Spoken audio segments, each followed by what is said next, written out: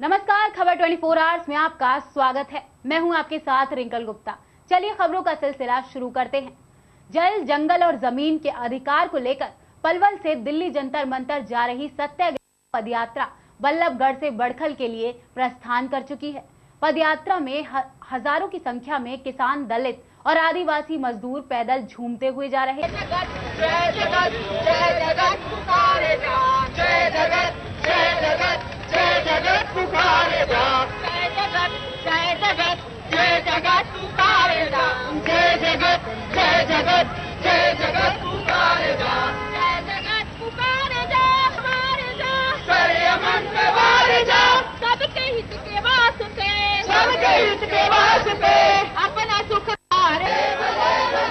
भ्रष्टाचार और आंदोलन दो ऐसे शब्द सुनने में बहुत छोटे लगते हो, लेकिन बहुत हकीकत में बहुत बड़े हैं। भ्रष्टाचार जिसमें हमारा देश कई वर्षों से पीड़ित है और आज भी पीड़ित है। आंदोलन, गांधी जी अंग्रेजों के समय में आंदोलन किए और अंग्रेजों से हमारा देश मुक्त हुआ, लेकिन भ्रष्टाचार एक ऐसा शब्द जो अभी तक हम उससे मुक्त नहीं हो पाए। हमारे साथ राजगोपाल जी है और सत्याग्रह आंदोलन में इनकी मुख्य भूमिका है। इनसे जानते हैं। सर, सत्याग्रह आंदोलन चल रहा है, क्या कहेंगे? तो ये आंदोलन गरीब लोगों का है। तो आप देख रहे हैं कि करीब 6000 लोग जिसके पाँव में चप्पल नहीं है, कपड़ा फटे हैं, अपने झोले सिर पर रखे चल रहे हैं। तो ये लोग ये पहली बार नहीं आ रहे दिल्ली। 2007 में आए, 2012 में आए और सरकार से सिर्फ एक निवेदन किया कि हमारे पास छत नहीं है, हम जिस जमीन पर जी रहे हैं वो जमीन हमारा नहीं है, इसलिए हमको अपने छत बनाने के लिए 10 डेसिमल जमीन दीजिए। तो फिर सरकार ने एक एग्रीमेंट किया। एग्रीमेंट के तहत इन सबको अब तक छत के लिए 10 डेसिमल जमीन मिल जाना चाहिए था, लेकिन नहीं मिला। तो फिर वो आंदोलन के लिए आ गए हैं। पहली मांग उनका है कि हमको अपने छत बनाने के लिए 10 डेसिमल जमीन दीजिए। दूसरा है कि वनवासियों के लिए, इसमें बहुत आदिवासी लोग हैं, वनवासियों को, आदिवासियों को जमीन देने के लिए एक कानून बना है, वन अधिकार अधिनियम। उसका पालन बहुत धीमी गति से हो रहा है, इसलिए आदिवासियों को अभी भी खदेड़ा जा रहा है जंगल से। तो ये कहने के लिए आए कि हमारे लिए जो कानून बना उसको लागू करो। और तीसरी बात है कि देश के भूमि समस्याओं को हल करने के लिए एक राष्ट्रीय भूमि सुधार परिषद का गठन किया गया है, जिसका अध्यक्ष प्रधानमंत्री है, मैं उसका सदस्य हूँ। सदस्य सड़क पर है अध्यक्ष से ये कहने के लिए कि भूमि सुधार के लिए जो कानून परिषद बना है उसको एक्टिवेट करें और उसके माध्यम से जमीन की समस्याओं को हल करने की दिशा में प्रयास करें, ऑर्डिनेंस के माध्यम से न करें। और आखिरी मुद्दा है, जो जमीन को किसान से लेने के लिए जो ऑर्डिनेंस बना है भूमि अधिग्रहण के लिए, वो बिल्कुल गैर कानूनी है, किसान विरोधी है, गांव विरोधी है, मजदूर विरोधी है। इसलिए ऑर्डिनेंस को वापस लें और हम लोग एक साथ बैठकर विचार करें कि औद्योगिकरण के लिए जो जमीन चाहिए उसको कैसे लिया जा सकता है, उसको कैसे प्राप्त किया जा सकता है। बल प्रयोग से नहीं, प्रेम से और बातचीत से जमीन लिया जा सकता है। ऐसे 4 मुद्दों को लेके इतनी बड़ी आंदोलन दिल्ली की ओर बढ़ रहा है। आंदोलन कहीं न कहीं सक्सेसफुल भी जाता है। आंदोलन हमारे गांधी जी ने किया था, सत्याग्रह आंदोलन किया था। अंग्रेजों को भारत मुक्त कहने को मजबूर हो गए थे और अंग्रेज भारत छोड़ने में मजबूर हो गए थे। क्या लगता है कि ये आंदोलन जो भूमि अधिग्रहण है उसमें सफल है? ये सफल होगी क्योंकि इस देश के 70% लोग आज भी गांव में हैं, जमीन से टिका हुआ है, वो खेती कर रहा है या खेती में मजदूरी कर रहा है। इसलिए 70% लोगों के आवाज को अनदेखा करके कोई सरकार कभी नहीं चल सकता। इसलिए इस आंदोलन को सफल होना ही है। ये आंदोलन आपका यहाँ बडगल चौक पर पहुंच चुका है और कल मदनपुर खादर, उसके बाद आप जंतर मंतर पर अन्ना जी संबोधन करेंगे। क्या लगता है कि कितने वर्ष? इसलिए 24 तारीख को हम लोग दिल्ली पहुंचेंगे, जंतर मंतर पहुंचेंगे और उस समय कई संगठन के लोग आएंगे और एक व्यापक जन आंदोलन के माध्यम से हम इस आंदोलन को सफल करेंगे। कितने राजनेता पहुंचे? वो भी कह रहे हैं कि हम समर्थन देना चाहते हैं। हमने सबको स्पष्ट किया है, एंटी करप्शन के हमारे साथियों को भी किया और सबको कर रहे हैं कि इसके मुद्दों को समझिए। ये आंदोलन जो पलवल से चला है ये कोई नया आंदोलन नहीं है। 2007 में चला था ग्वालियर से और दिल्ली तक गया था। इनके साथ धोखा किया उस समय की मनमोहन सिंह की सरकार ने। 2012 में फिर जब चला आगरा से तो ग्वालियर से चला तो आगरा में रोक दिया गया और जयराम रमेश और यूपीए गवर्नमेंट ने फिर इनके साथ वादा खिलाफी की और अब फिर ये चल रहे हैं। ये जो मुद्दा है इन गरीब से गरीब सबसे जो निचले तबके के इनको बेजुबान और बेसहारा उन लोगों का ये आंदोलन है जिनके पास अपना सिर छुपाने के लिए एक अपना मकान और अपनी मकान की जमीन भी नहीं है। ये नंबर 1 पर है इनका मुद्दा।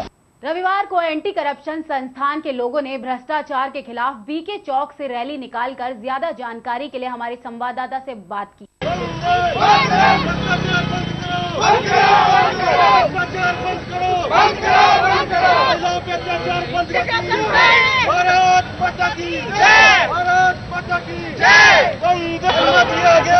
हम तुम्हारे साथ हैं, आगे बढ़ो, हम तुम्हारे साथ हैं, अन्ना जी आगे बढ़ो, हम तुम्हारे साथ हैं, भ्रष्टाचार बंद करो, बंद करो, बंद करो, भ्रष्टाचार बंद करो, बंद करो, माता की जय, आवाज दो, आवाज दो, आवाज दो,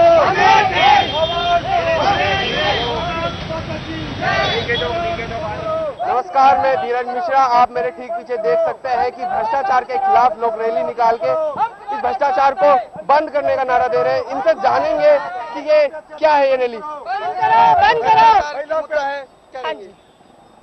हाँ जी, ये भ्रष्टाचार के खिलाफ हम लोग रैली निकाल रहे हैं और डीसी साहब को और राष्ट्रपति के नाम विज्ञापन दे रहे हैं।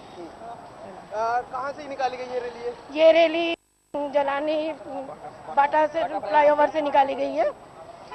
कितने लोग इसमें शामिल हैं? इसमें तो हजारों लोग शामिल हैं। किसके नेतृत्व में हो रहा है ये रैली? हाँ जी, रैली किसके नेतृत्व में की जा रही है? भ्रष्टाचार के अगेंस्ट राष्ट्रपति को व्यापक के लिए निकाली। नेतृत्व कौन कर रहा है आप लोगों का? और हमारा नेतृत्व MP नागर जी कर रहे हैं।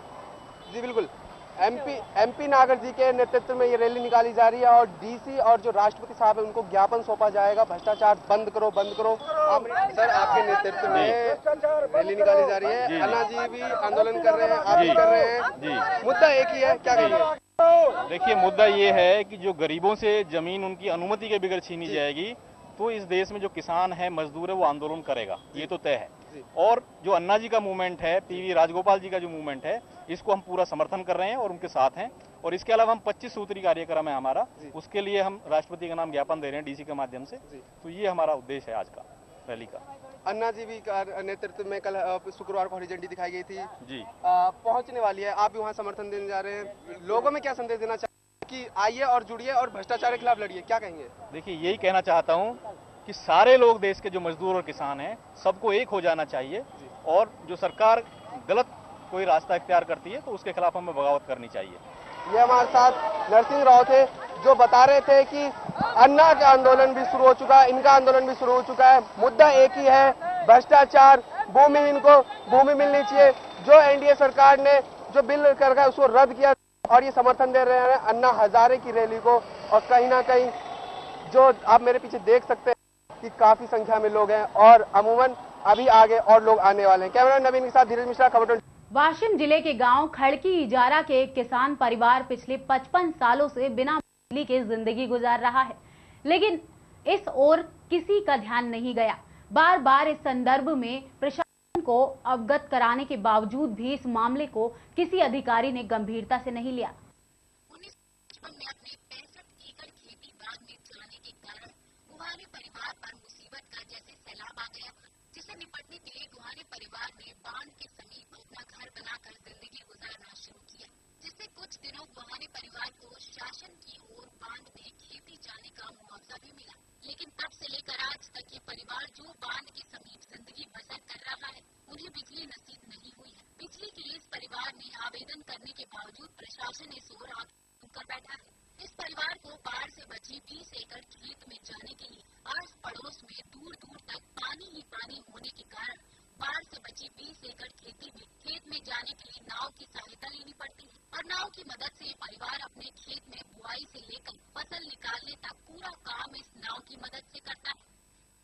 मेरा नाम न्यानलाल गव्हाणे, मैं खड़की रहता।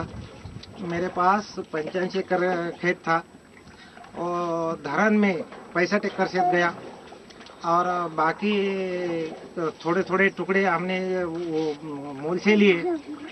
और हमारे को रास्ता भी नहीं था खेत में जाने के वास्ते, तो हमने एक नाव का इंतजाम किया और बोट से हम खेत में हमारा औजारे सामान मजदूर लोग ले जाते और आना जाना करते। पूरे प्रदेश में एजुकेशन और स्पोर्ट्स पर 60% पैसा खर्च किया जाता है।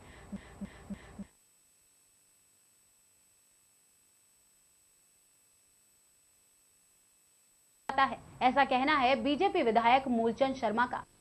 फरीदाबाद के पंडित जवाहरलाल नेहरू महाविद्यालय में 2 दिवसीय 44वीं वार्षिक एथलेटिक मीट 20 फरवरी को आयोजित की गई थी, जिसमें पहले दिन ही सैकड़ों खिलाड़ियों ने हिस्सा लेकर अपनी प्रतिभा का लोहा मनवाया। दूसरे दिन भी खिलाड़ियों में सुबह से ही जोश देखा गया और खिलाड़ियों ने दौड़ के साथ साथ खेलों में हिस्सा लेकर साबित किया है कि हम किसी से कम नहीं। वहीं खेल के उपरांत कॉलेज के विद्यार्थियों ने मुख्य अतिथि के सम्मुख छोटी छोटी नाटकें पेश की और सबको हंसने पर मजबूर कर दिया। वहीं 2 दिवसीय एथलेटिक मीट के समापन पर मीट में भाग लेने वाले और उच्च स्थान पर प्राप्त करने वाले प्रतिभागियों को मुख्य अतिथि ने पुरस्कार देकर सम्मानित किया। वहीं एथलेटिक मीट में मुख्य अतिथि के रूप में पधारे बल्लभगढ़ विधायक मूलचंद शर्मा ने कॉलेज के विद्यालयों को संबोधित करते हुए कहा कि एजुकेशन के साथ साथ फिजिकल एजुकेशन भी जरूरी है। साथ ही उन्होंने इसके रूप बताते हुए कहा कि जिन लोगों ने युवा अवस्था में खेल कूद किया था, आज वो लोग सुबह शाम पार्कों में व्यायाम करते हुए नजर आते हैं। साथ ही उन्होंने हरियाणा सरकार के खर्च होने वाले बजट के बारे में बताते हुए कहा कि पूरे प्रदेश में एजुकेशन और स्पोर्ट्स पर 60% पैसा खर्च किया जाता है। 10% पैसा ब्याज यानी कि कर देने में खर्च हो जाता है और बाकी का 30% पैसा पूरे प्रदेश के विकास पर खर्च किया जाता है। साथ ही उन्होंने एक और खुलासा करते हुए कहा कि पूरे प्रदेश में सबसे ज्यादा महत्व हेल्थ एजुकेशन का है। जहाँ एजुकेशन है उसके साथ साथ फिजिकल एजुकेशन बहुत जरूरी है। अगर कहते हैं बहुत पढ़ा लिखा हो जाए, फिजिकल ज्ञान ना हो, वो भी आदमी पूर्ण नहीं होता। आदमी पूर्ण तब बनता है जब फिजिकल ज्ञान भी हो और एजुकेशन तो होनी चाहिए। तो दोनों को मिला के आदमी का जब पूर्णतः होता है कि इसमें पूर्ण गुण है। इस कॉलेज के लिए कहते हैं हेल्थ पे एजुकेशन पे हरियाणा सरकार का 10% और मिला दें, 60% हेल्थ पे एजुकेशन पे खर्च होता है और 10% पैसा ब्याज पे कर्ज देने पे लगता है। 30% पैसा है जो हरियाणा प्रदेश में विकास पे लगता है और सारा हरियाणा प्रदेश में सबसे बड़ा महकमा हेल्थ एजुकेशन है।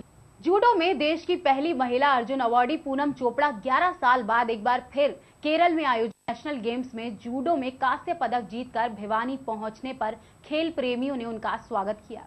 1997 में तत्कालीन राष्ट्रपति के.आर. नारायण के हाथों अर्जुन अवार्ड प्राप्त कर चुकी पूनम चोपड़ा गत हुड्डा सरकार की अपेक्षा से दुखी है।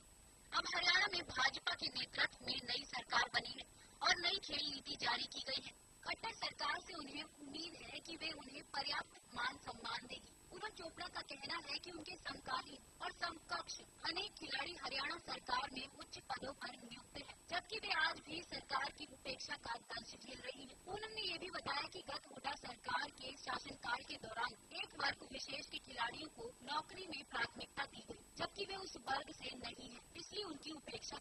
उन्होंने बताया कि डीएसपी या खेल विभाग में उप निदेशक के पद की मांग को लेकर तत्कालीन मुख्यमंत्री भूपेंद्र सिंह हुड्डा से भी मुलाकात की थी, लेकिन इसके बावजूद उन्हें सम्मान नहीं मिला। पूनम ने ये भी बताया कि उन्होंने जूडो में खेल की शुरुआत 1991 में all India international judo championship में भाग लेकर की थी। राष्ट्रीय और अंतर्राष्ट्रीय स्तर पर 3 दर्जन से अधिक जूडो प्रतियोगिता के स्वर्ण से लेकर कांस्य पदक जीतने वाली पूनम चोपड़ा का कहना है कि वे काफी लंबे 11 साल के बाद दोबारा से जूडो खेल में उतरी है। उन्हें लगता है कि हुड्डा सरकार तो नहीं, लेकिन खट्टर सरकार अवश्य उन्हें पूरा मान सम्मान देगी। उन्होंने कहा कि नई खेल नीति सराहनीय है। इसमें न केवल खिलाड़ियों बल्कि प्रशिक्षकों को भी प्रोत्साहन दिया गया। उन्होंने कहा कि आत्मरक्षा के लिए सभी स्कूल और कॉलेजों में छात्राओं को मार्शल आर्ट की ट्रेनिंग देनी चाहिए। मार्शल आर्ट से महिलाएं अपनी रक्षा कर सकती हैं और बेझिझक कहीं भी आ जा सकती हैं। एक सवाल के जवाब में पूनम चोपड़ा ने कहा कि घुटने में चोट की वजह से 11 साल पहले उन्होंने जूडो खेल से संन्यास ले लिया था, लेकिन जुनून दोबारा से उन्हें इस खेल में वापस ले आया। अब उन्हें उम्मीद है कि सब ठीक ठाक होगा। बाल भवन जूडो सेंटर में जूडो की ट्रेनिंग ले रहे खिलाड़ियों ने उनका स्वागत किया। पूनम चोपड़ा ने कहा कि वे यहाँ प्रैक्टिस कर रही हैं और साथ ही जूडो खिलाड़ियों को टिप्स भी देंगी। वहीं खेल प्रेमी अजीत बामला ने बताया कि पूनम केरल में आयोजित नेशनल गेम्स जूडो में कांस्य पदक जीतकर भिवानी पहुंची और मार्च में हरियाणा में होने वाले ऑल इंडिया फेडरेशन कप में गोल्ड मेडल अपने प्रदेश और देश का नाम रोशन करेंगी। ये सबक है उन लड़कियों के लिए जो परिस्थितियों का बहाना बनाकर आगे नहीं बढ़ पाती। इस विजेता खिलाड़ी की आर्थिक स्थिति को देखते हुए संघर्ष करके इस मुकाम को प्राप्त किया। ये उन खिलाड़ियों के लिए प्रेरणादायक जरूर है। को जॉब की मांग करूंगी दोबारा से। मेरे जूनियर भी हैं, वो भी अभी अच्छे रैंक पे लगे हैं और मैंने कई बार रिक्वेस्ट की है तो पिछले जो आश्वासन ही मिला है, अब मेरे को नई सरकार से उम्मीद है कि जरूर वो कुछ करेंगे। मैं अभी मार्च में हमारा कंपटीशन है फेडरेशन कप, उसमें मैं पार्टिसिपेट करके मेडल लेने के बाद मैं पर्सनली मिलूंगी खट्टर साहब से, अपने सरकार से मांग करूंगी कि या मुझे जो है स्पोर्ट्स डायरेक्टर की जो है पद मुझे दिया जाए या डीएसपी का, क्योंकि जो दूसरे गेम हैं, अब ये एडवेंचर गेम है, 15 दिन में वो एवरेस्ट पे चढ़ जाते हैं और उनको डायरेक्ट डीएसपी भर्ती किया जाता है। और मैंने अपना पूरा जीवन जो है पहले 20 साल दिए हैं और अब 11 साल बाद में आई हूँ, तो मैंने जो पहले तपस्या की है उसका मुझे अच्छे से अच्छा जो रैंक है कोई दे के मेरे को मेरे तपस्या का फल वो दे। मैं अब ये केरला में नेशनल गेम है जो 2 साल में होते हैं, अब की बार 4 साल में हुए हैं। तो वहाँ पर इन्होंने जो इस टाइम की करंट मेडलिस्ट है इंडिया की, उसको 10 सेकंड की वजह से रह गई, नहीं तो इनका गोल्ड आना निश्चित था। उसके बाद अंतर्राष्ट्रीय प्लेयर थी 3-4 जो कर्नाटक की थी और थी मणिपुर की, उनको ब्रॉन्ज मेडल वहाँ जीता है। और मुझे उम्मीद है ये ऑल इंडिया फेडरेशन कप अब मार्च में होने जा रहा है, हरियाणा में होगा, तो उसमें इनका गोल्ड जरूर आएगा। आगे एशियन चैंपियनशिप की ट्रायल है अप्रैल में, उनमें भगवान से हम प्रार्थना करते हैं भी मेहनत करेंगे, उनमें सिलेक्शन होगा। और मेरा टारगेट इनका है, अभी ओलंपिक में आज तक ओलंपिक में हमारा भारत का मेडल नहीं आया है। ओलंपिक में हमने पार्टिसिपेट किया, हरियाणा ने पिछली बार हमारी गरिमा चौधरी ने पार्टिसिपेट किया है, उससे पहले हमारी दिव्या ने पार्टिसिपेट किया था ओलंपिक में, लेकिन बट गोल्ड नहीं आया। इसलिए मैं चाहता हूँ भाई ये दोबारा ओलंपिक में आए और गोल्ड इनका मेडल जरूर आए, ताकि हम जूडो को बढ़ावा देकर जूडो एक वर्ल्ड का दूसरा तीसरा नंबर का गेम है। इस बुलेटिन में वक्त हो चला है एक छोटे से ब्रेक का, जल्द लौटते हैं।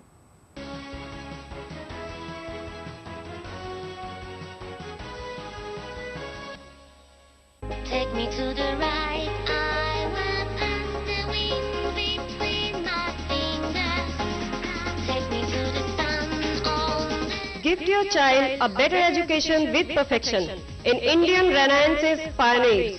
The name of Swami Dayanand Saraswati is on the top. Inspired from his thoughts and ways, there emerged a radiant star in the clear sky of education, which is known as Arya Vidya Mandir. Blending the rich Indian culture with modern techniques, Arya Vidya Mandir School has been educating the society since 1987. Stepping ahead, realizing the present day need, Arya Vidya Mandir is now affiliated to CBSE also. At Arya Vidya Mandir, children discover their worth, learn to live together and prepare themselves to become responsible citizens of the world. Now Arya Vidya Mandir has 2 phases, CBSE and Haryana board.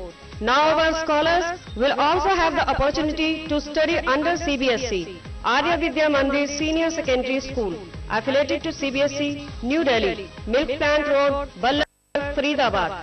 Phone number 2247 66 9210 386 040. Roopkala sari नया showroom नई variety के साथ। हमारे यहाँ सभी प्रकार की fancy designer sari, लहंगे वाली साड़ी, हाफ नेट वाली साड़ी, जयपुरी साड़ी, रेशम वर्क साड़ी, राजबरी साड़ी एवं वैवाहिक साड़ियों का शानदार नया कलेक्शन और सभी प्रकार के डिजाइनर लहंगे ही लहंगे सभी रेंज में उपलब्ध हैं।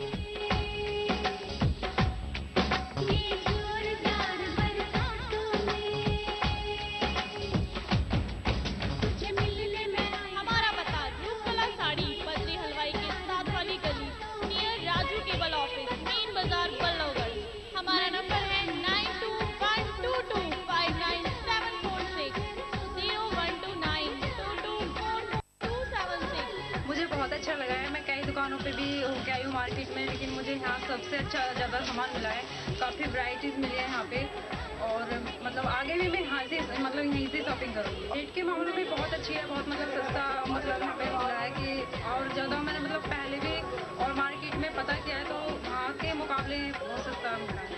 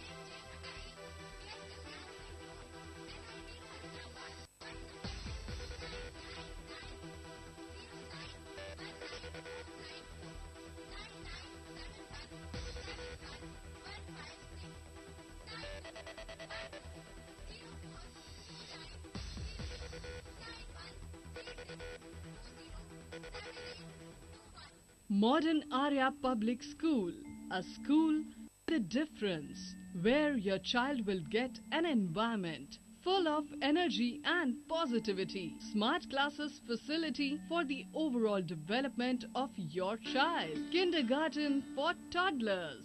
Sports and spacious activity area. Well-equipped science laboratory. Huge and knowledge-filled library, computer science labs, transport facility in Faridabad. Modern Arya Public School situated in the lush green fields of Aravali, where the natural and bright atmosphere gives your child the opportunity to grow and achieve heights. Excellent results every year in CBSE board exams under the guidance of Principal Ms. Anisha Malik and a vast experience in the field of education of Mr. Amod Jha. For admission and other queries, kindly contact Modern Arya Public School affiliated to CBSE, Village Sarurpur, Sohna Road, Faridabad. Please call 0129 322 7703, 9911 085083 and 989 140 2353.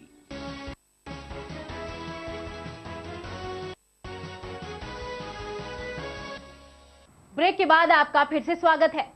Bharat का पहला sustainable fashion 2020 कार्यक्रम का आयोजन गुड़गांव में हुआ, जिसमें केंद्रीय महिला और बाल विकास मंत्री मेनका गांधी ने कार्यक्रम में शिरकत की। गुड़गांव के प्रमुख फैशन संस्थान परिधान प्रबंधन संस्थान ने देश में युवा उद्योगपतियों के बीच सस्टेनेबल फैशन को बढ़ावा देने के उद्देश्य से अपैरल हाउस में शनिवार को भारत सस्टेनेबल फैशन 2020 की ओर कार्यक्रम का आयोजन किया।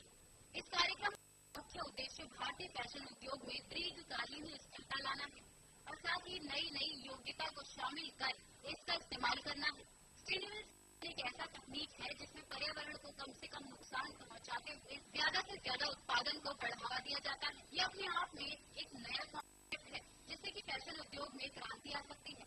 इस तकनीक का उपयोग करके हम पानी की खपत को कम कर सकते हैं, रासायनिक चीजों के उपयोग में कमी ला सकते हैं। इस तकनीक का सबसे बड़ा फायदा ये है कि इसका इस्तेमाल करके हम ग्रीन हाउस के प्रभाव को कम कर सकते हैं। पूरे भारत भर में फैशन उद्योग से जुड़ी नामी गिरामी हस्तियों ने इस अनोखे कार्यक्रम में हिस्सा लिया।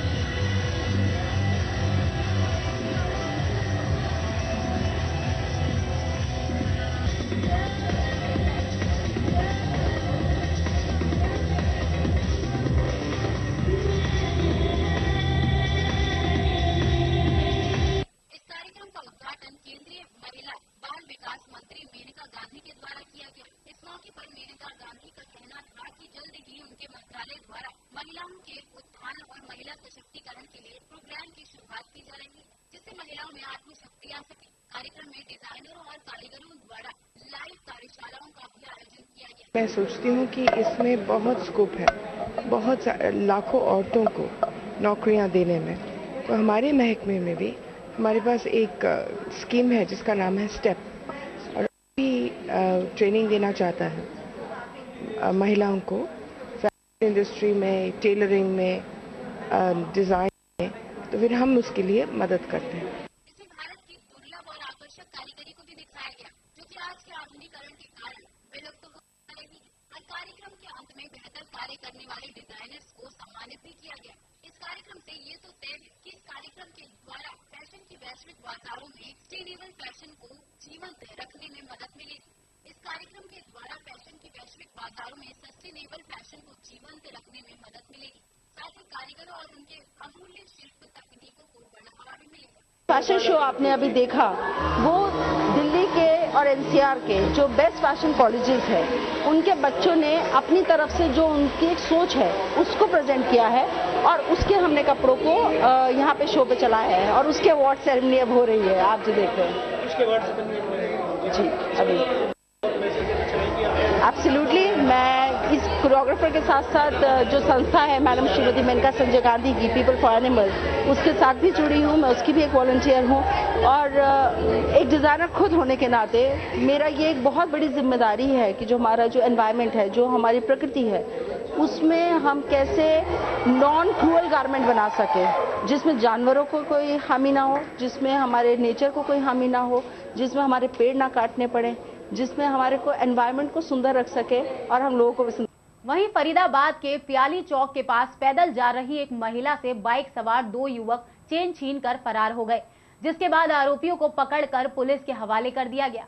अस्पताल में लहूलुहान दिखाई दे रहा ये वही बदमाश है जो अपने साथी के साथ महिला के गले से चेन छीनकर भाग रहा था और दुर्घटना का शिकार हो गया। NN2 में रहने वाली पूनम बाला नामक महिला प्याली चौक के पास से गुजर रही थी, तभी पीछे से बाइक पर हेलमेट पहने 2 युवक आए और उन्होंने महिला के गले से चेन झपटी और वहां से भाग गए।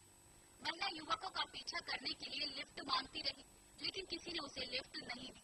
बाद में एक व्यक्ति ने उसे लिफ्ट दी और युवकों का पीछा शुरू कर दिया।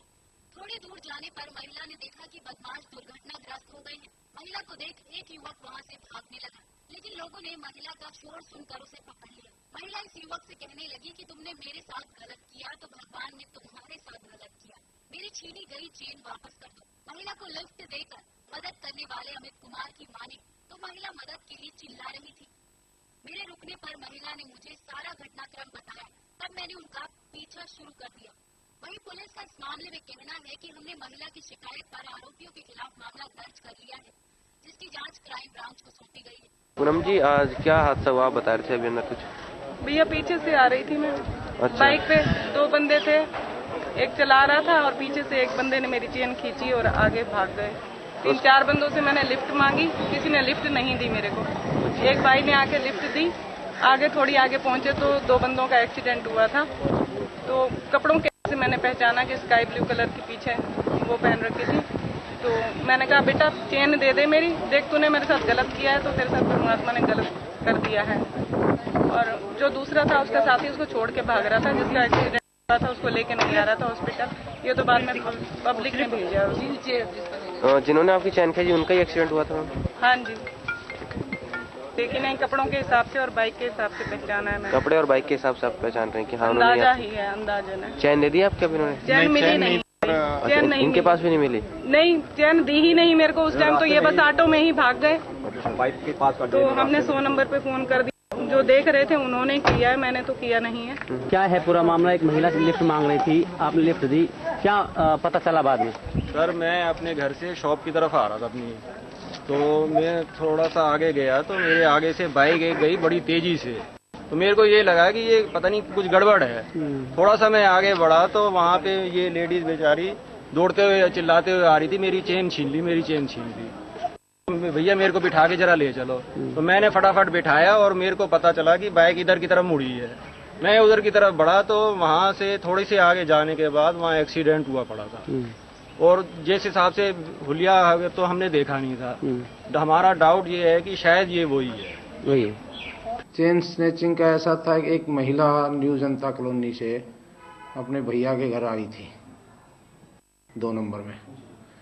यहाँ से जा रही थी तब उसको 2 बाइक सवार थे, पल्सर मोटरसाइकिल पे सवार थे, पीछे उसकी चेन झपट्टा मार के ले गए और महिला ने शोर मचाया। उसके पीछे से एक गाड़ी मोटरसाइकिल सवार आ रहा था, उसने महिला को मोटरसाइकिल पर बैठा के और उनका पीछा करने की कोशिश की। हड़बड़ाहट में दोनों मोटरसाइकिल सवार गिर गए। मौके पे मोटरसाइकिल छोड़ के और महिला ने बताया कि उसको सर में खून आ गए थे और वो मोटरसाइकिल छोड़ के मौके पे और किसी अस्पताल में ऑटो में बैठ के किसी अस्पताल के लिए चले गए, जिनकी तलाश जारी है। नहीं, ये केस उस अधिकारियों के आदेश अनुसार क्राइम ब्रांच को रेफर कर दिया गया है। ये अब आगे की तफ्तीश क्राइम ब्रांच करेगी, वो लोग आपको बताएंगे कि ये क्या काम करते थे क्या नहीं करते। गुड़गांव में विंटेज कारों की एक रैली निकाली गई। इस रैली में तमाम विंटेज गाड़ियां शामिल हुई। इन गाड़ियों को देखने के लिए कई लोगों की भीड़ शामिल थी। गुड़गांव में विंटेज कार एक्सपो का आयोजन हुआ, जिसमें दुनिया की पहली कार समेत 250 कारों को शामिल किया गया। इस एक्सपो में सैकड़ों लोगों ने शिरकत की। जानकारी के मुताबिक गुड़गांव के लेजर में विंटेज कार एक्सपो का आयोजन हुआ। इसके बाद रविवार को एक रैली निकाली जाएगी। इस एक्सपो में दुनिया की पहली कार को भी शामिल किया गया, जिसे देखने के लिए लोगों की भीड़ जुट रही है। ये एक्सपो खासकर बच्चों को बेहद भा रहा है, जो पुरानी कारों को देखकर पुरानी संस्कृति की झलक देख रहे हैं। इस आयोजन के माध्यम से पुरानी तकनीकों से लोग रूबरू कराने के साथ साथ इसे आज के समय में एक मिसाल के रूप में पेश करने की बात की जा रही है। आयोजक की माने तो इस एक्सपो में दुनिया के सैकड़ों महाराजा शामिल हो रहे हैं, जो एक साथ विंटेज कारों की झलक देख रहे हैं। 200 गाड़ियां यहाँ पहुंच चुकी हैं। 21 कंसल्यूट 5th विंटेज कार रैली, और ये अब तक की हुई भी कोई भी रैली से सबसे बड़ा इवेंट बन गया है इंडिया का। और हमें बहुत खुशी है कि सिंगापुर से और मलेशिया से गाड़ियां यहाँ पहुंची हैं और ये पहली गाड़ी जर्मनी से यहाँ पर पहुंची है। ये जो गाड़ी आपके पीछे खड़ी है सर, ये गाड़ी क्या है, इसके बारे में थोड़ा सा। ये कार्ल बेंज की जो पहली गाड़ी इन्वेंट की थी, ये उसका लाइसेंस वर्जन है जो दोबारा बनाया गया है मर्सिडीज के द्वारा। और हमें बहुत खुशी है कि इसने लाल किले से चलकर यहाँ तक यात्रा पूरी की, जो कि वर्ल्ड रिकॉर्ड बनाया है इसने। बहुत अच्छे से मेंटेन किया हुआ है। जिनके पास कार्स हैं एटलीस्ट उनको लगता है कि इसको रखने का कोई फायदा हुआ है हमारा। और बच्चों को डेफिनेटली नई चीज, पुरानी चीजों को देखने का एक होना चाहिए कि देखा है उन्होंने, कुछ पसंद आया उन्हें। पुलिस प्रशासन की निष्क्रियता के चलते रेवाड़ी जिले में आपराधिक गतिविधियां थमने का नाम नहीं ले रही हैं और यही कारण है कि विभाग द्वारा इस दिशा में कोई ठोस कदम नहीं उठाए जाने से अपराधियों के हौसले बुलंद होते नजर आ रहे हैं। पुलिस प्रशासन की निष्क्रियता के चलते रेवाड़ी जिले में आपराधिक गतिविधियां थमने का नाम नहीं ले रही हैं और यही कारण है कि विभाग द्वारा इस दिशा में कोई ठोस कदम नहीं उठाए जाने से अपराधियों के हौसले होते नजर आ रहे हैं। इसी के चलते रेवाड़ी जिले के बावजूद में बीती रात हथियारबंद नकाबपोश बदमाशों ने 2 घरों में घुसकर न केवल जमकर उत्पात मचाया, बल्कि वहां से करीब 16 लाख रुपए लेकर जेवरात और 2 लाख रुपए नकदी लूटकर फरार हो गई। हालांकि घटना की सूचना मिलते पुलिस पहुंची। पुलिस ने मामले की जांच शुरू कर दी है, लेकिन अभी तक लुटेरों का कोई सुराग नहीं लग सका है। हुआ यूं कि गांव के रहने वाले रतनलाल व रंजीत बीती रात अपने परिवार के साथ घर में सो रहे थे। अचानक देर रात करीब आधा दर्जन से अधिक हथियारबंद नकाबपोश बदमाश उनके घर में घुस गए और चाकू व बंदूक की नोक पर घर के सदस्य को फसल बनाकर लूटपाट शुरू कर दी। इतना ही नहीं, इस दौरान बदमाशों ने घर की सभी महिलाओं के शरीर से सभी जेवरात उतरवा लिए, साथ ही वहां रखी 2 लाख रुपए की नकदी पर भी हाथ साफ कर दिया और वारदात को अंजाम देने के बाद आरोपी मौके से फरार हो गए। पीड़ित परिवारों ने घटना की सूचना तुरंत पुलिस को दे दी। पुलिस ने घटनास्थल पर पहुंच मौके का मुआयना किया और मामले की जांच शुरू कर दी है, लेकिन बहरहाल लुटेरे पुलिस की गिरफ्त से बाहर बताए गए हैं। अब देखने वाली बात ये होगी कि आखिरकार कब तक पुलिस लुटेरों को ढूंढ पाएगी। 6 से 7 के करीब आदमी थे और हथियारबंद डकैत थे, जिन्होंने एक ने कार्बन से लेडीज को कवर किया है, एक ने चक्कू से एक लड़के को कवर किया है और बाकी ने चाबी लेकर के बाकायदा ताले खोल करके पूरा सामान तसल्ली से डकैती डाल करके 2 घरों के अंदर ले गए हैं और दोनों घरों को हथियार के साथ में कवर करके और तब जाकर के ये सामान तकरीबन 15-20 लाख रुपए के बीच में 1,90,000 नगद और 15-16 लाख रुपए का जेवरात दोनों घरों से ये उठा करके ले गए और घर से लूटपाट करके ले गए हैं। क्या कुछ चोरी हुआ है और कितने लोग थे वारदात करने वाले? अभी तो जांच चल रही है, बता रहे हैं 5-6 आदमी बता रहे हैं। क्या हथियार वगैरह भी थे इनके पास? बता रहे हैं अभी अभी तस्लीम नहीं हुई। किस प्रकार के हथियार बताए गए? बता रहे हैं बंदूक टाइप, लेकिन अभी कंफर्म नहीं है। पूछताछ अभी सूचना मिली, अभी जांच कर रहे हैं। क्या क्या चोरी हुआ है? ज्वेलर्स जेवरात चोरी हुआ है। नगद कितने लगभग की चोरी है? ये तो अभी बताया नहीं है, कंप्लेंट लेंगे जब देंगे। फरीदाबाद में किक बॉक्सिंग ट्रेनिंग सेंटर में स्वयं की सुरक्षा के गुर सीख रही हैं शहर की युवतियां। आए दिन रहे छेड़छाड़ के मामलों को देखते हुए युवतियां स्वयं को सुरक्षित रखने के लिए किक बॉक्सिंग का सहारा ले रही हैं। आज हम आपको कुछ ऐसे दृश्य दिखाने जा रहे हैं जो आपने सिर्फ और सिर्फ एक्शन की फिल्मों में देखे होंगे। आपने देखा होगा कि फिल्म का एक हीरो 3-4 लोगों पर भारी पड़ता है, एक साथ उनको किस तरह से एक्शनों से मारता है, जिसे देखकर हम भी हैरत में आ जाते हैं। अगर ऐसा असल जिंदगी में देखने को मिले तो लोगों का क्या रिएक्शन होंगे? जी हाँ, देखिए एक साथ ग्रुप में प्रैक्टिस करती हुई दिखाई दे रही ये युवतियाँ अपनी स्वयं की सुरक्षा के गुण सीख रही हैं। जैसा कि आप जानते हो, आए दिन बढ़ते जा रहे छेड़छाड़ के मामलों से परेशान होकर युवतियों ने घर से निकलना ही बंद कर दिया है। चारों ओर का माहौल देखने को मिलता है, इसलिए फरीदाबाद के किक बॉक्सिंग सेंटर में युवतियां स्वयं की सुरक्षा के गुण सीख रही हैं। उन्हें सिखाई गई क्रियाओं में से युवतियों ने कुछ डेमो पेश करके दिखाए। आइए देखते हैं वो डेमो। एक युवती रास्ते से निकलती है और लड़का उसका हाथ पकड़ता है। उसके बाद लड़की उसकी बदसलूकी का जवाब किस तरह से दे रही है। दुर्गा और दिनेश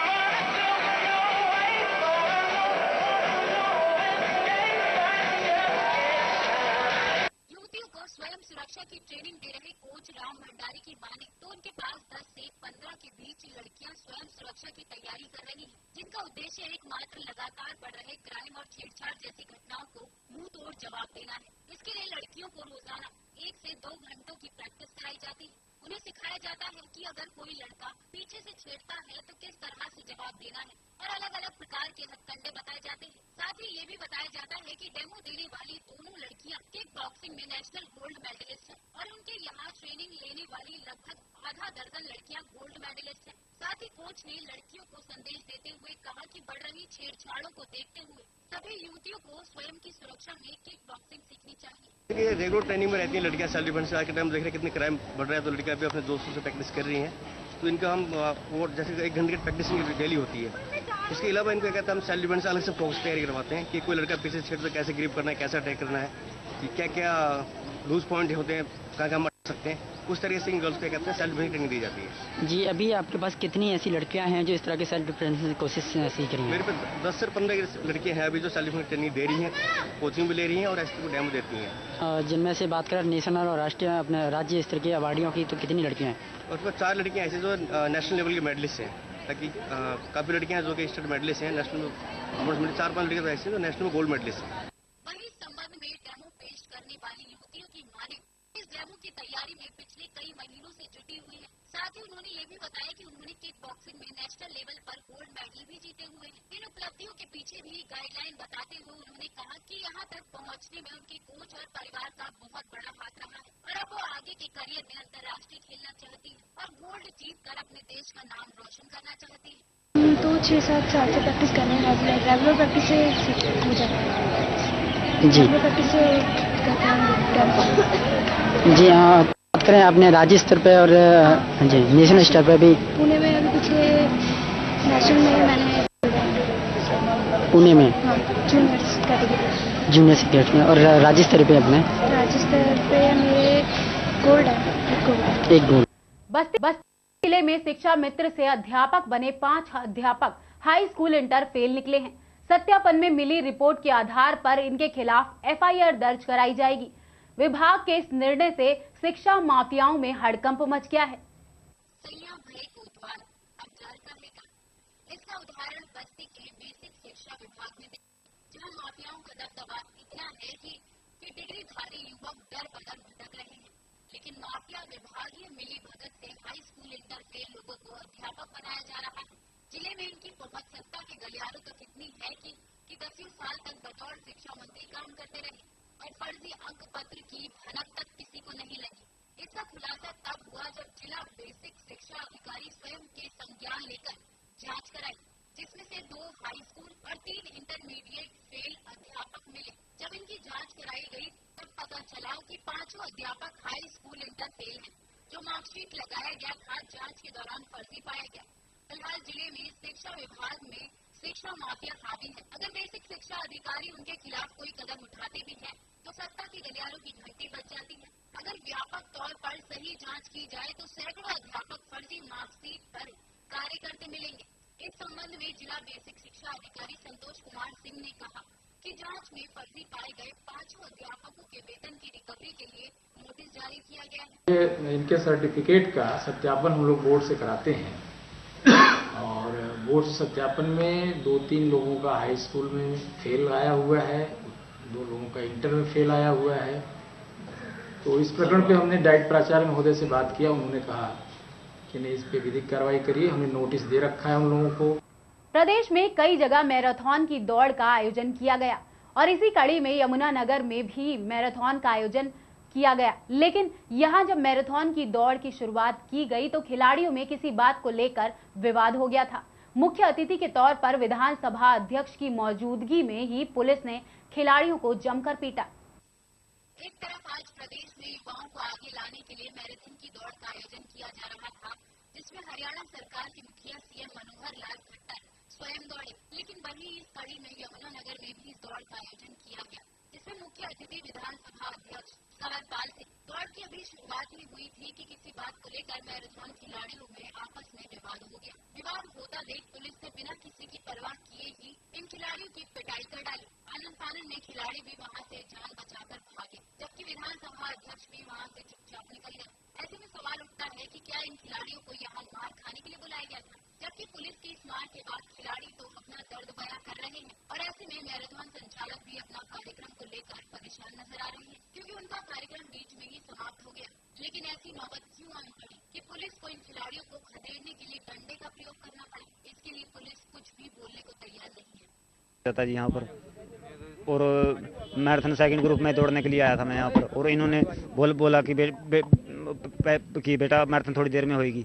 तो पहले इन्होंने फर्स्ट ग्रुप को दौड़ाना शुरू कर दिया। फर्स्ट ग्रुप दौड़ा तो उसमें थोड़ी बच्चों की आपस में मार पिटाई हुई, और जबकि मैं सेकंड ग्रुप तैयार था, सेकंड ग्रुप में दौड़ना चाहता था। वो सेकंड ग्रुप की भी इन्होंने रेस नहीं करवाई। तो जैसे ही मैं इनके पास गया, मैं सर आप रेस करवा दो, तो चल बेटा मैं रेस करवाता हूँ। तो सर मेरे को वहाँ पर ले गए कि चल रेस होएगी। तो जैसे ही मैं वहाँ पर गया और सभी साथी मेरे साथ गए वहाँ दौड़ने, तो पुलिस वाला बोलता है रेस तो हो चुकी है, तू कौन है उनका, तू यहाँ से जा।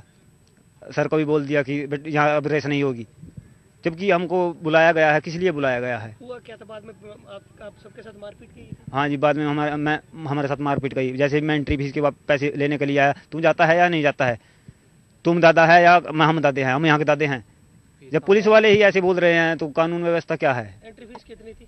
एंट्री फीस थी। हमने मैराथन रेस शुरू करने वाली थी, ठीक है जी। और यहाँ पे कंवरपाल जी चीफ गेस्ट थे। वो अपना पहली मूवमेंट को करने के बाद वो अपना अंदर चले गए। उसके बाद में खिलाड़ियों की कुछ आपस के अंदर मिसअंडरस्टैंडिंग की वजह से हाथापाई हुई है। उसके बाद पुलिस वालों ने उनको धमकाया, मारा भी है, सब कुछ किया है। यहाँ पे खिलाड़ी दौड़ने के लिए तैयार थे, उनके ऊपर पुलिस ने क्या किया? दौड़ने के लिए तैयार थे, ठीक है जी। वो कहते हैं नहीं, जो आदमी चले गए हैं, ठीक है, वो सफिशिएंट, आप यहीं रुक जाओ। उनके ऊपर लाठीचार्ज किया? जो खिलाड़ी लाठीचार्ज नहीं हुआ, मतलब मारा थप्पड़ मारे हैं, धमकाया है उनको, ठीक है, जिससे खिलाड़ी बहुत नाराज है। कितने खिलाड़ियों के साथ मारपीट? तकरीबन 2-4 हैं। उत्तर प्रदेश के जिला फिरोजाबाद में आगरा से आ रही सफारी गाड़ी में अचानक आग लग गई और आग देखते ही देखते पूरी गाड़ी में फैल गई। अच्छी बात ये रही कि गाड़ी सवार सभी लोग सुरक्षित बाहर निकल गए। उत्तर प्रदेश के जिला फिरोजाबाद में आगरा से आ रही सफारी गाड़ी में अचानक आग लग गई और आग देखते देखते पूरी गाड़ी में फैल गई। अच्छी बात ये रही कि गाड़ी सवार सभी लोग सुरक्षित बाहर निकल आए। देखते ही फिर क्या था, गाड़ी धू धू कर चलती रही। सूचना पर पुलिस मौके पर पहुंच गई। ये हादसा फायर स्टेशन से महज 200 मीटर की दूरी पर हुआ, लेकिन करीब 1 घंटे तक आग बुझाने का किसी ने भी कोई प्रयास नहीं किया। 1 घंटे के बाद फायर स्टेशन की गाड़ी मौके पर पहुंची, तब जाकर आग को बुझाया गया। तब तक गाड़ी पूरी तरह से जल चुकी थी। ये आगरा से फिरोजाबाद की तरफ एक सफारी कार जा रही थी अभी, और टूंडला का जो फ्लाईओवर है इसके ऊपर अचानक इसमें आग लग गई और जो भी इसमें व्यक्ति थे वो लोग सेफली बाहर आ गए थे। किसी प्रकार की इसमें कोई जनहानि नहीं हुई है और संभवतः ये शॉर्ट सर्किट के कारण ये आग लगी थी। रविवार को भूमि सत्याग्रहण आंदोलन की पदयात्रा वल्लभगढ़ से शुरू होकर पहुंची बड़कल चौक पर।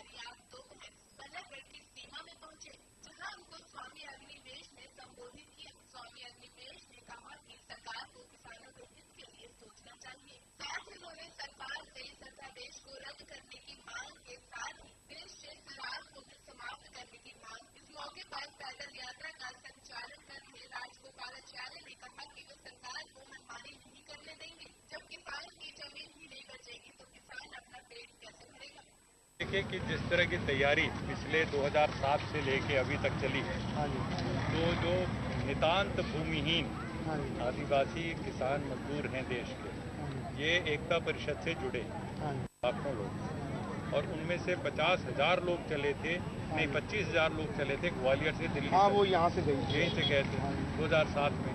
फिर जब वो वादे पूरे नहीं हुए 2012 में चले थे। 12 में चले तो उनको आगरा तक रोक लिया। ग्वालियर से चलते आगरा में उनको लिखित रूप से जयराम रमेश ने और वो दे दिया एक तरह से कि आपकी सारी माने मान लेते हैं। लोगों को तो उसका जुड़ना चाहिए। आपका ये कहना है कि हाँ ये ठीक है, ये जो हमारे हरियाणा के सारे किसान हैं और हमारी हरियाणा के नई सरकार ने, मनोहर लाल खट्टर की सरकार ने एक बहुत अच्छा काम किया कि 3,400 एकड़ जमीन जो हुड्डा सरकार ने बावल की एक्वायर कर ली थी इंडस्ट्रियल कॉरिडोर के नाम पर, रेल कॉरिडोर, उसको उन्होंने रद्द किया।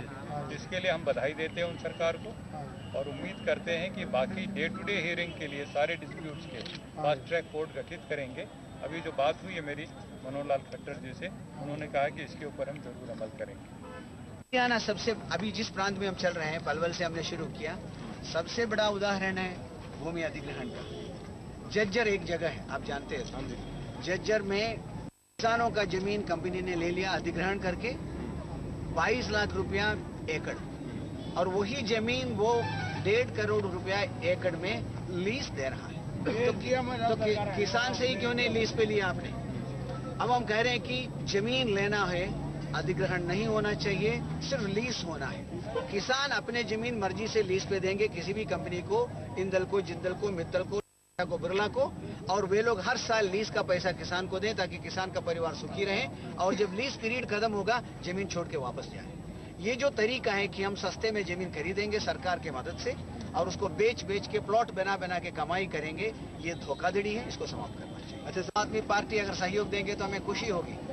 हमने सुना कि आम आदमी पार्टी भी इस मुद्दे को लेकर आंदोलन करने वाले हैं। मैं सभी लोगों से ये कह रहा हूँ, किसान के भूमि अधिग्रहण नहीं होना चाहिए, उसमें सब में हम जैसे एक हैं, उसी प्रकार गरीब लोगों को 10-10 में जमीन मिलना चाहिए, भी हमको सबको एक होना। एक मुद्दे पर लड़ते समय दूसरा मुद्दा हमारे नजर से अलग ना हो जाए।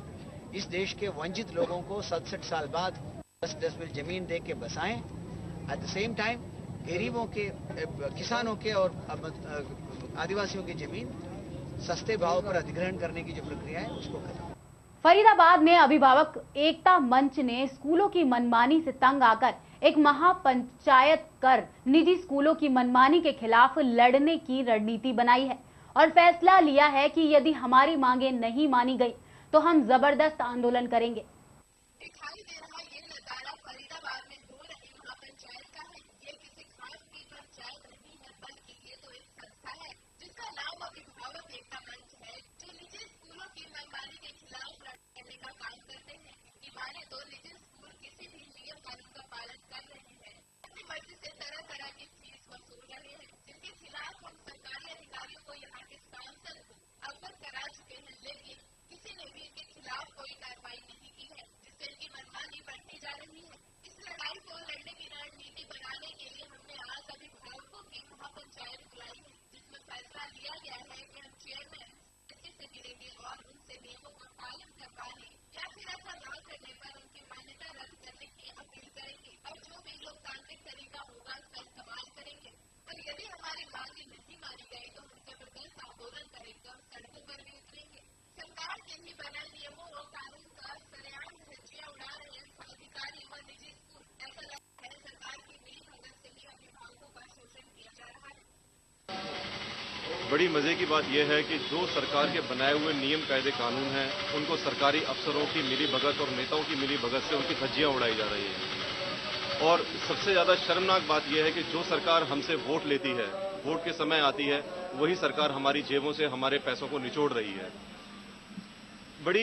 मैं बड़ी सिंपल सी बात चाहता हूं कि जो नियमावली जो बनाई गई है वो सरकार ने ही बनाई है, अभिभावकों के हित में बनाई हुई है। तो ऐसी क्या सरकार की मजबूरी है कि उनको इम्प्लीमेंटेशन करवाने में इतना समय लग रहा है। और जब अभिभावक अपनी कंप्लेंट्स लेकर के जाते हैं तो उनको एक दरवाजे से दूसरा दरवाजा दिखा दिया जाता है, जिसका मैं उदाहरण दूंगा। अभी जो पंजाब एंड हरियाणा हाईकोर्ट की जो कमेटी जो अभिभावकों के हित में काम कर रही थी, उसको निरस्त करके हमें डिविजनल कमिश्नर का दरवाजा दिया गया है। और इससे ज्यादा और ऊपर की बात यह है कि कोई नहीं जानता है कि उनकी शिकायत का अब तक क्या हुआ और कैसे हुआ। क्या कभी इन शिकायतों का कभी निपटारा भी होगा या अभिभावक इधर से उधर ऐसे ही भागते रहेंगे। ये मुझे लग रहा है कि चाहे सरकार हो, ये उसकी सोची समझी साजिश होती है, जिसके तहत ये हम अभिभावकों से हमारी जेब से अनैतिक रूप से हमसे पैसा वसूल किया जाता है और हमारा शोषण किया जा रहा है। इसका विषय ये है कि स्कूल प्रबंधन जो सीबीएसई से एफिलिएशन है, हर साल बेतहाजा फीस बढ़ा देते हैं, मनमानी कर रहे हैं। जितने भी नियम सीबीएसई ने, हुडा ने या शिक्षा ने वाली बना रखे हैं, उसका उल्लंघन करके ये छात्र अभिभावकों का शोषण कर रहे हैं। हर साल हम उपायुक्त से, हुडा प्रशासक से, जिला शिक्षा अधिकारी, यहाँ तक कि जिले के सांसद विधायकों से भी मिल लिए हैं, लेकिन कहीं भी कोई सुनवाई नहीं हो रही है। तो इसीलिए हमने आज एक पंचायत बुलाई है, जिसमें ये निर्णय लिया जाएगा कि आगे इन मनमानी को रोकने के लिए क्या किया जाए। मेरे साथ खड़े हैं मनोज शर्मा जी, ये जिला सचिव हैं, जोशी जी मेरे जिला प्रधान हैं और बी आर सिंगला जी हमारे संस्थापक सदस्य हैं। तो आज हमारे पास 10 पेरेंट एसोसिएशन के नुमाइंदे भाग हैं। एपीजे है, मॉडर्न अरावली हिल्स है, टैगोर है, डीपीएस है, मॉडर्न है, रेयान है। इन सब के पेरेंट्स अपनी अपनी समस्याओं को, मनमानी को आज बताएंगे और हमने उनके लिए क्या किया इसके बारे में जानकारी देंगे। और अगला जो हम एक्शन लेना चाह रहे हैं, जो आंदोलन चलाएंगे, उसकी रूपरेखा यहाँ पर तय की जाएगी। इस बुलेटिन में मेरे साथ बस इतना ही। बाकी तमाम खबरों से जुड़े रहने के लिए देखते रहिए खबर 24 आवर्स।